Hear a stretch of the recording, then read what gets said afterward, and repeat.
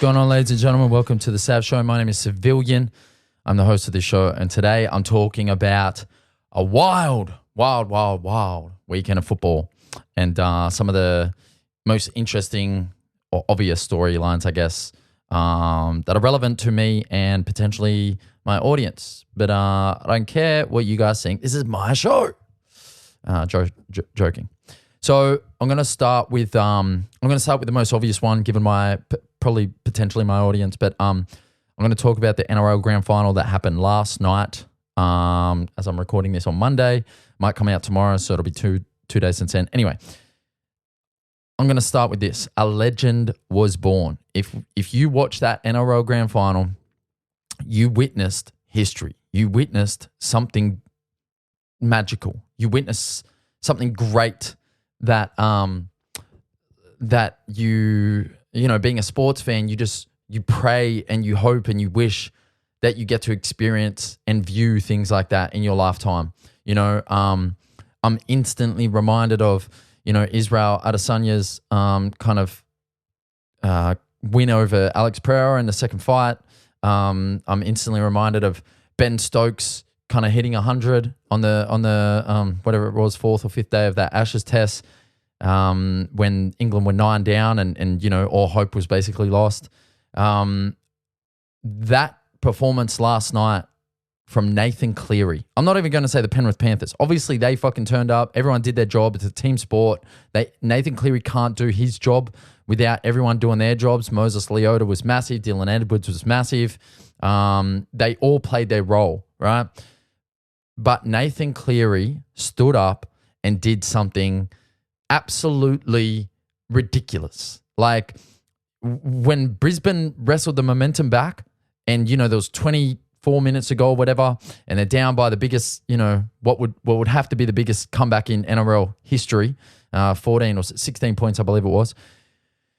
When they're down at that point, teams don't win those games. So, you know, I remember Ruku said specifically last night, he was like, man, I'm just holding out for some like hectic MJ Kobe moment where someone brings the team back and just absolutely, you know, pulls off this spectacular moment. And that's exactly what happened.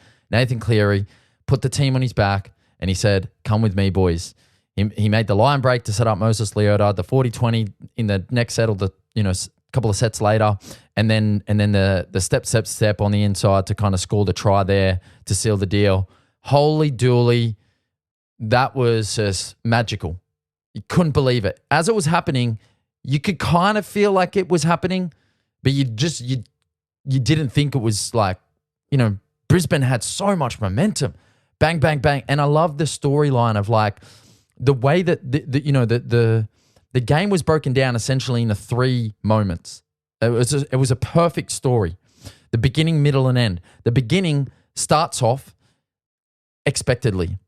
Penrith are in control. Nathan Cleary steering the side around, high completion rate.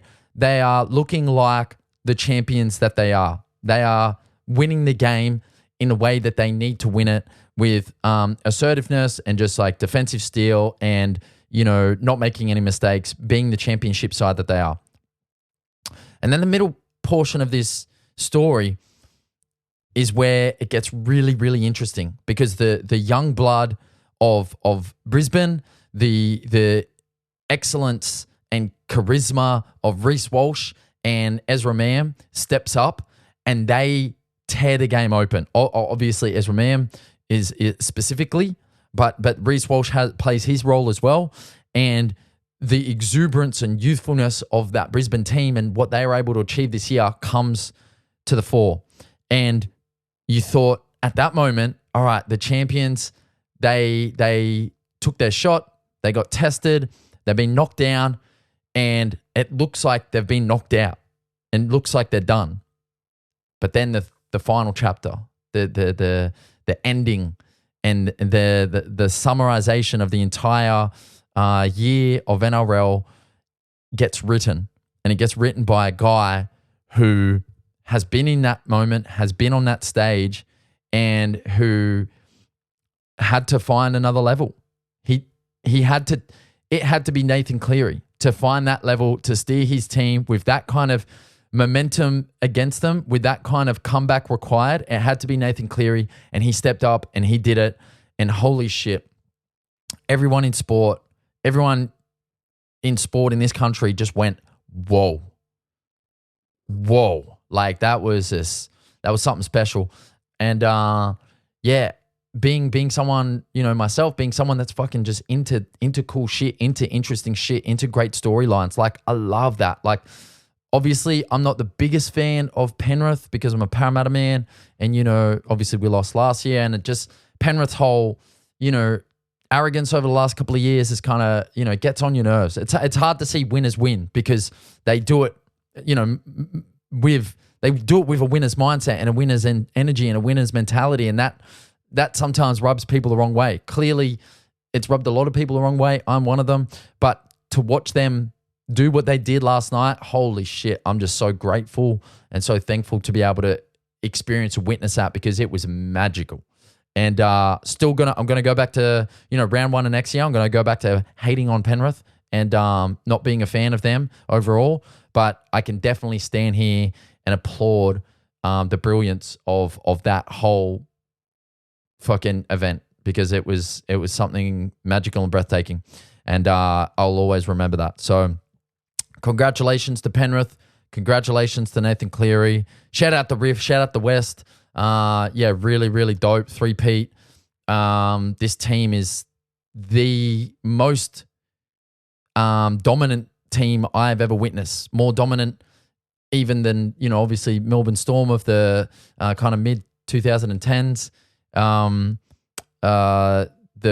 Broncos of the early 2000s. Like this team is just something off the charts. It's insane to see what they've done, and it's been cool to, just as a sports fan, as an NRL fan, it's been cool to, experience it.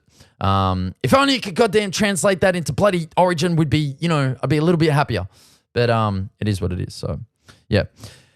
So that was cool. NRL Grand Final, that was magic. I am going to quickly touch on the AFL Grand Final because I live in Melbourne and, this is my home now. So obviously have to talk about that. Now, let me just say, I did not watch a whole game. I watched pockets of, the first quarter. I watched pockets of some of the other quarters, and I watched the majority of the final quarter. I'm not going to say this wholeheartedly and with absolute conviction, but that final may have made me a fan of AFL. The back and forward nature, the intensity, just how tense it was. It was on a knife's edge the entire time. It seemed to be a really, and this is without knowing the game or the rules or how the actual gameplay works, without knowing any of that, it seemed to be a fairly well contested final, as the final score would indicate, and as a result would indicate, it seemed to be fairly well contested. It seemed to be a very close affair, and it seemed to be a lot of fun. I did take note of Darcy Moore, I believe, mentioning in his post-fight, post-game press conference on field that he said, how fun is this game to be a part of, basically in the sheds. And you could see that. You could see this joy for just being part of a really fucking cool game. And that's what champions want. That's what good players want in any game, in any sport. If you're a team, a championship team, you want to be tested and you want to come out on top. And that's the other thing, going back to Penrith. I love how much Cleary just went after the game. It got to that point where I was like, all right, someone has to do something. And he was like, it's going to be me. No one else. Sure, someone else in this team could do it, but I want it to be me. I want stories and history to be written about me in this moment because I've been tested by these guys. They've showed up and they've made it a fight. And now I want to fight. I want to fight back. And you love to see it. You just love to see it. But yeah, after the AFL Grand Final, I ventured onto Swan Street to meet up with a friend, and it was absolute chaos as you could expect. And I ran into a homie, and basically he introduced me to a friend of his who's a longtime Collingwood supporter who was at the game, and I was talking to them about how, I'm from Sydney, I don't really have a team, stuff like that. This guy went and bought me Collingwood scarf on the spot. He just said, I'll be back in a minute. Walked away. I don't know if he bought it or took it off someone, whatever. He came back like 2 minutes later with the Collingwood scarf, put it around my neck, and he said, you're one of us now. And man, that was a pretty epic gesture, and one that I think, I know it has cemented me as a Collingwood supporter, because I dabbled with the idea of being a Collingwood supporter because I lived in Collingwood for a year, and I do really enjoy the area. It's a very formative and beautiful place that kind of has a big spot in my heart as a big part of my Melbourne journey so far. So I did toy with the idea, I did play with it, but I never really committed to it. And then I played with the idea of potentially becoming a Blues supporter, because I have friends that are Carlton supporters, and I just think it would be cool to like go along with them and, experience, their kind of ideas behind the history of their support and their family supporting the teams and stuff like that. But after that gesture, from this guy giving me the scarf, and after kind of like being around all the Collingwood supporters and just kind of the sense of like the energy of it, like I feel like Collingwood is a very, very similar team to Parramatta in terms of the fandom and the supporters. So yeah, I kind of feel like that might be home now. So yeah, Collingwood through and through, up the pies, as I would say. And a bit of a wrap from a hectic weekend of AFL and NRL Grand Finals, and